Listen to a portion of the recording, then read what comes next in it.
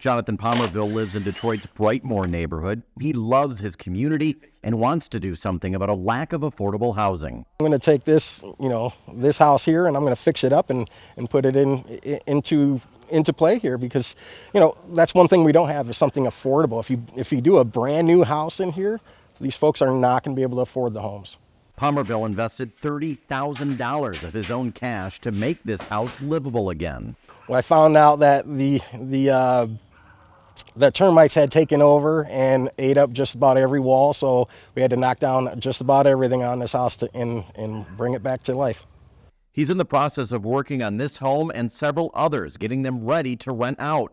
He was excited about the possibilities until he read about pending legislation in the Michigan legislature called the Renters' Bill of Rights.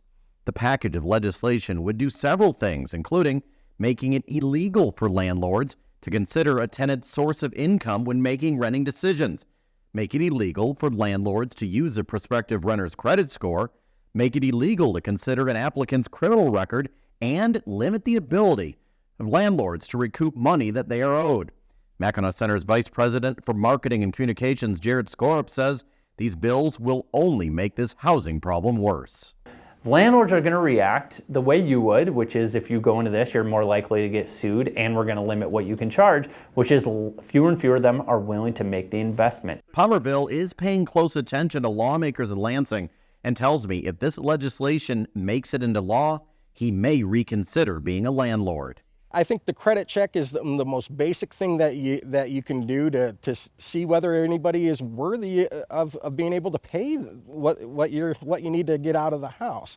If you tie our hands on that, I mean, they're also want to make it so that you can't recoup costs at the end of it. If they go ahead and because you can't do those credit checks. And then they default on you, you can't go after them, or they cap that, they limit it. Skorup says this legislation would also hurt low-income Michiganders, people who are already struggling at finding affordable housing. You can't do a credit check, or you can't do a background check, or you have to do a first come, first serve.